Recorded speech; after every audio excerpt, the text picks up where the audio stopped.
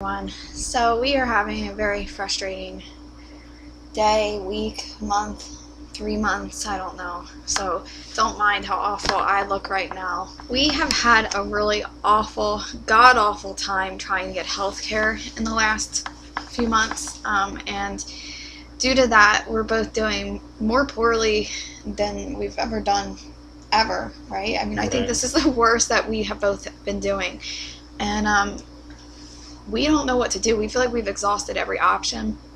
And we figured we've been waiting and waiting to make Chronically in Love videos because we really wanted them to be really high quality and really great. And the fact of the matter is we're not doing great. And you can't make a great video when you're doing as poorly as we are. So we're just going to talk about this and hopefully post it.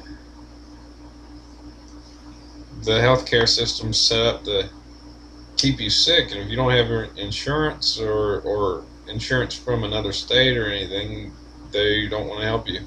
We called 27 GI docs for me, and not a single one will see me. And they're just shrugging both of us off. And been to the ER twice about the gastroparesis, which what we think it is, and the doctor gave me Reglan, which we found out if anyone has seizures, you shouldn't be on it because it's going to cause you serious problems. They gave it to him anyway. And the scariest part about having conditions like EDS and POTS, and now with my adrenal insufficiency, which is kind of crazy, and who knows if I have it or if I don't even know. But dealing with chronic illnesses that aren't really defined and clear, the scariest part about that is you're prescribed things that you can't take. Your situation is not handled as seriously as it needs to be because you're not taken seriously. It's as though you're dealing with an illness that isn't real, even though it's very real and it's very serious. And we have just been, like he said, I called like 25 GI doctors who will not accept Medicaid. And it's just frightening because they want $400 for the initial appointment just to see you. That doesn't count any treatment or anything like that. And they say I need an endoscopy, but without insurance, it's like $4,000 or $5,000. $4,000. He's on disability, so that's why he's on Medicaid. But Medicaid, and the funny thing about it is, for one thing, nobody accepts Medicaid here. So even if we could use it, we can't even see anybody. And on top of it, because it's Florida Medicaid, because we recently, we went from Florida to New Jersey, nobody in New Jersey will accept Florida Medicaid. So basically, the healthcare system has it set up so that if you have Medicaid, it's useless for you if you travel.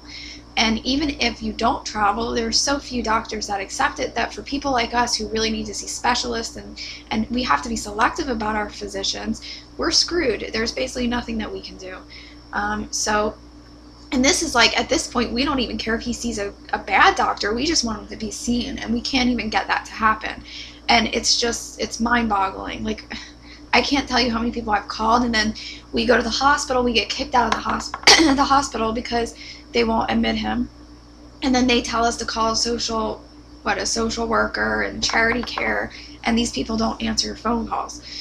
And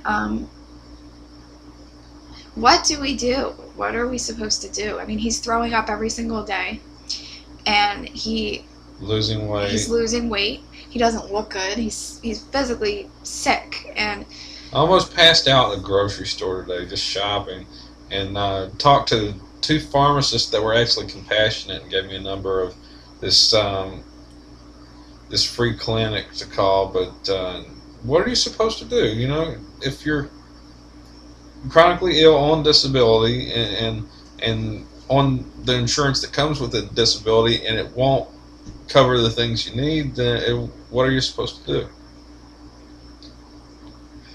Well, we're just going to have to go to Canada and get free healthcare. We're actually, it sounds funny, but we're actually considering it. We don't know, we are in the process of moving to North Carolina, and we think this town's going to be great for us health-wise. But if we can't afford health care, and I mean, we're not thinking now just about the next year or so, we're thinking long-term, and we're thinking of the future. And, in a year, I'm going to be kicked off my parents' insurance, and I'm going to be on Medicaid, if I can even get Medicaid. So I might even just be uninsured. So how can we afford the care that we need? And I tried to make an appointment for us for a dysautonomia specialist in North Carolina, and they told me they don't accept Medicaid, and they need like $350 down for the deposit for each of us just to hold the appointment. And I emailed the doctor and I said, what do we do? Like, we have a condition where we need to see specialists, and we can't afford it. And we know we're not the only people dealing with this, and that's what makes me even more sad, because I know that there are countless people out there who are not getting the care they need because they can't afford it. And I think it's sick that we live in a world where the wealthy people are getting taken care of and the poor people are dying. And we're not even poor, we're middle class, and we can't afford it. How can you afford? I owe probably $100,000 in medical bills, and it's impossible. There's nothing we can do to make that up.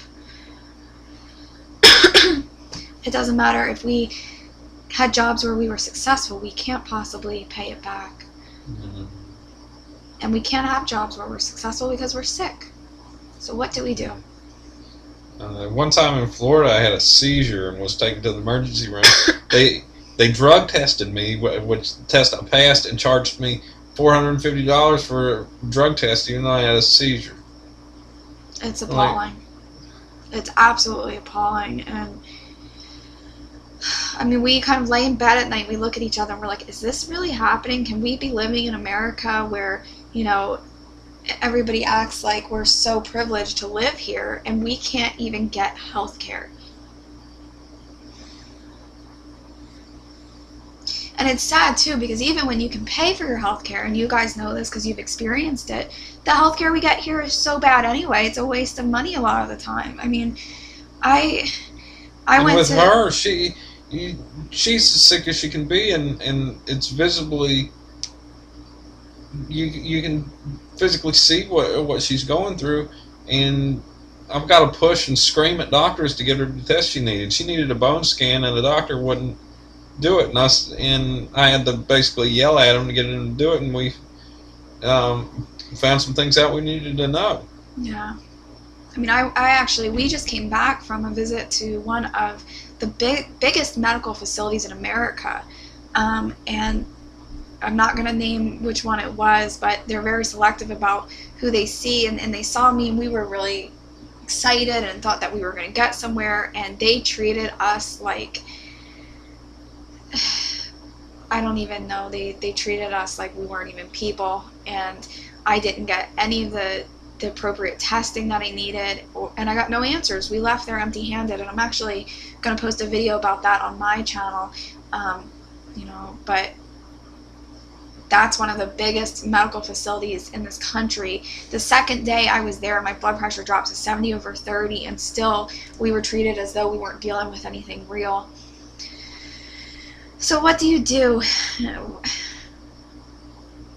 What do you do when you're as sick as we are and you can't get care?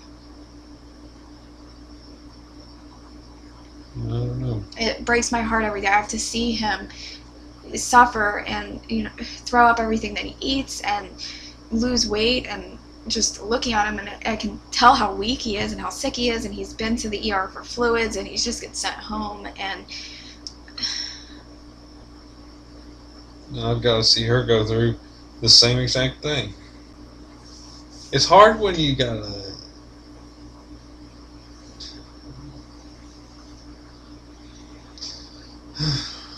I see you go through the same exact thing, and it's heartbreaking.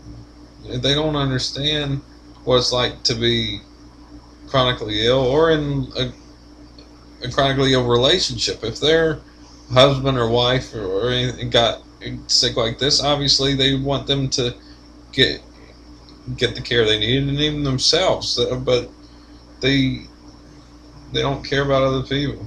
And that's what, like, I think the hardest thing, and if this is going to be our first Chronically in Love video, and I know like a lot of you probably have questions on what is the hardest thing about being in a relationship like this. The hardest thing above all is feeling helpless sometimes. There are times where there's so much I want to do for him and I want to fight for him, but sometimes I physically am too sick to do that. I mean, sometimes I've been in the hospital with him and I'm laying there pre-syncope while he's in the hospital bed, and I can't even speak up to the doctors the way that I want to. And I think just simple everyday things that we can't always do for each other. I mean, sometimes we're both sick in bed and it's hard for the one of us to go get Gatorade for the other, and we always do it, we manage, but it's tough, and it's hard to feel so helpless all the time and feel like you've got to rely on other people who aren't always very nice. You know, there are a lot of people who are not understanding, and it feels like we've got to kind of, you know, it's like we're always pleading other people to help us get the care that we need. But we stay so hopeful, and that's what I wish the doctors could see is how optimistic how optimistic we stay, and how determined we are just to feel better. And that's all we want. We just want somebody to look at us and care for a few seconds and not just want to rob us of all the money that we have. But apparently that's too much to ask for.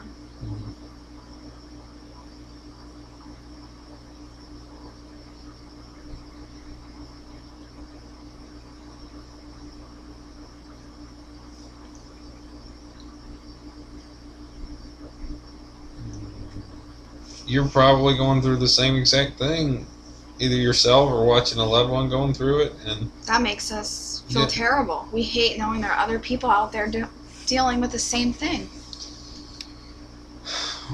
what are you supposed to do?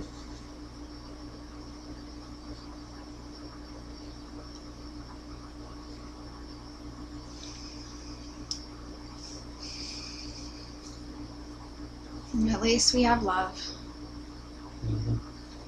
That's something we're not lacking. We may have problems getting health care and passing out left and right and going through all kinds of unspeakable ailments, but we love each other with all our heart. And I will take care of this one. And I'll show her how much I love her. Even if I can't get out of bed, I'll hold her hand. I'll let her know that everything's going to be okay. I'll sing to her until she gets better. And I'll fix her nice little breakfasts and lunches, and we'll go on little picnics in the yard because we can't go further than that. And even if they kind of disregard the things we're going through, we won't. We will make up for everything that people are disregarding with the love we have for each other. I love this